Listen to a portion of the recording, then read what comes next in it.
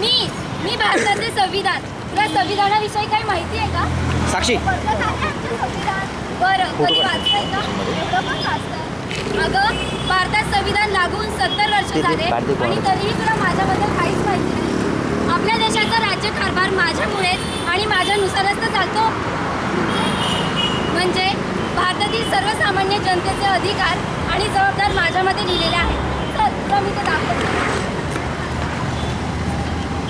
प्रसंग पहिला, जेव्हा गरीब मुलगी कॉलेजमध्ये शिकायला जाते.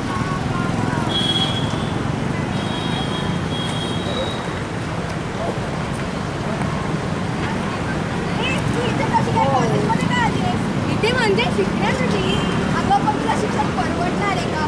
त्यापेक्षा तू पण काय बाबासारखं काम करतो. नाही, मला शिकायचंय. मला माझ्या आई बाबांचं नाही, मला शिकायचंय. मला माझ्या आई बाबांचं आणि आपल्या देशाचं नाव मोठं करायचंय. आणि मला यासाठी सरकारने स्कॉलरशिप सुद्धा दिलेली आहे. शिकून काय करणार आहे? काय म्हणजे मला शिकण्याचा आणि विकासाचा पूर्णपणे अधिकार आहे. काय?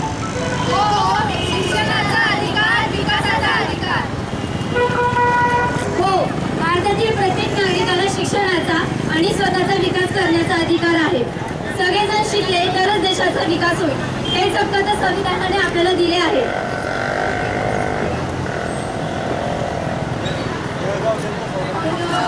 समझ सको तो समझो दिल पर जानी.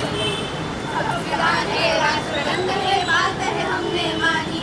इतने सारे धर्म यहाँ पर ना किसी मनमानी. ये बोली है अंग्रेजी, दिल में प्यार है देसी. हम है सारे भारतवासी, हम है सारे भारतवासी. प्रसंग दुसरा, बालमजूर कामगार विरोधात अधिकार.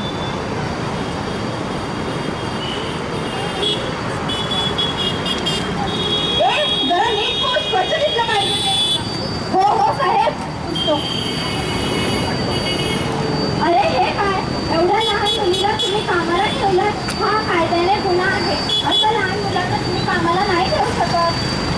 तुम्हाला काय करायचंय? मी काही पण करेल. तुमचं काय करतंय? नाही, हा एक मोठा गुन्हा आहे. हा एक संविधानिक गुन्हा आहे. हे लहान मुलांचं शोषण आहे. त्यांना शोषणाविरुद्ध उभं राहण्याचा पूर्ण अधिकार आहे. काय? शोषणाविरुद्धचा अधिकार. बाल कामगार ठेवणे हा मोठा गुन्हा आहे. आपल्याला शिक्षणाचा, स्वतःचा विकास करण्याचा आणि शोषणाविरुद्ध बोलण्याचा अधिकार आहे. तसेच समतेचा, भाषा, धर्म यांचे जतन करण्याचाही अधिकार आहे. तसेच शासकीय कामकाजांमध्ये सामील होण्याचाही आपल्याला अधिकार आहे. प्रसंग तिसरा, मतदानाचा अधिकार.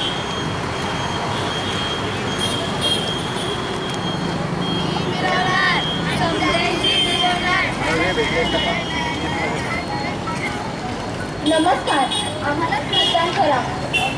आमची निशाणी लक्षात ठेवा. साहेब, हो हो, हे घ्या 5,000 रुपये. मग मात्र आम्हाला द्या, विसरू नका. हो हो, खाली उद्याच्या पाठी.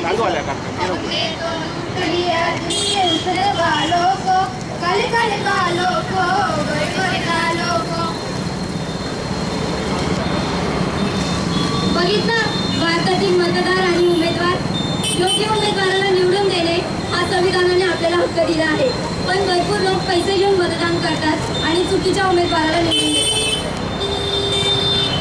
निवडणूक ही आपल्याच भल्यासाठी असते. योग्य उमेदवाराला निवडून दिल्यास आपलाच फायदा होतो. मग तो अंबानी असो, अमिताभ बच्चन असो किंवा आपल्यासारखा सर्वसाधारण माणूस असो, प्रत्येकाला एकदाच मतदान करण्याचा अधिकार आहे. आपलं मत, स्वतःचं मत हे खूप महत्त्वाचं असतं. त्यामुळे विचारपूर्वक मतदान करा. प्रसंग चौथा, स्त्री पुरुष समानतेचा अधिकार. अरे, तू इथे काय करते आहे? इथे कशाला कामाला आली आहे? स्त्रियांना फक्त चूल आणि मुलं करत दिसते. नाही, मला माझ्या शिक्षणाचा पूर्णपणे उपयोग करून घेण्याचा अधिकार आहे. आणि हा गैरसमज आहे की स्त्रियांना फक्त चूल आणि मुलं शोभून दिसतात. आज स्त्री ही प्रत्येक पुरुषाप्रमाणेच आहे. प्रत्येक क्षेत्रामध्ये स्त्री ही बघायला गेलं तर पुरुषाच्याही पुढे आहे.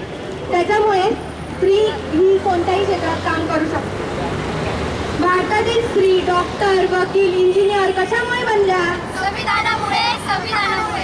भारतातील स्त्री राष्ट्रपती, पंतप्रधान कशामुळे बनल्या? संविधानामुळे. भारतातील स्त्री IPS, कलेक्टर कशामुळे बनल्या? संविधानामुळे. त्यानंतर जाणून घेऊया आपल्या संविधानातील काही हक्क. समतेचा हक्क, कायद्यासमोर समानता, धर्म, वंश, जात, लिंग आणि जन्मस्थान या कारणांवरून भेदभाव करण्यास मनाई, सार्वजनिक सेवा योजनांच्या बाबींमध्ये समान संधी, अस्पृश्यता नष्ट करणे. स्वातंत्र्याचा हक्क, विविध व्यक्तिगत स्वातंत्र्याचे संरक्षण व शिक्षणाचा हक्क. शोषणाविरुद्ध हक्क, माणसांचा अपव्यापार आणि वेठबिगारी यांना मनाई, कारखाने इत्यादींमध्ये बालकांना कामास ठेवण्यास मनाई. धर्म स्वातंत्र्याचा हक्क, संस्कृतीचे स्वातंत्र्य, धर्माचा मुक्त प्रकटीकरण, आचरण व प्रचार. सांस्कृतिक हक्क, अल्पसंख्याक वर्गातील संरक्षण.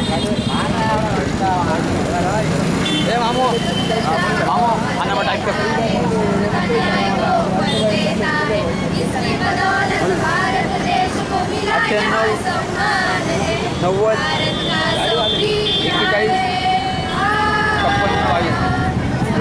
का संविधान है. भारत का संविधान है. भारत का संविधान है. जाता जाता फक्त इतकंच सांगायचंय की आपल्याकडे एक चूक झाली आणि ती म्हणजे की आपण भारताचं संविधान वाचलंच नाहीये. मग आपण भारतीय फक्त नावालाच आहोत का? मी भारतीय प्रथमतः आणि अंतिमतः.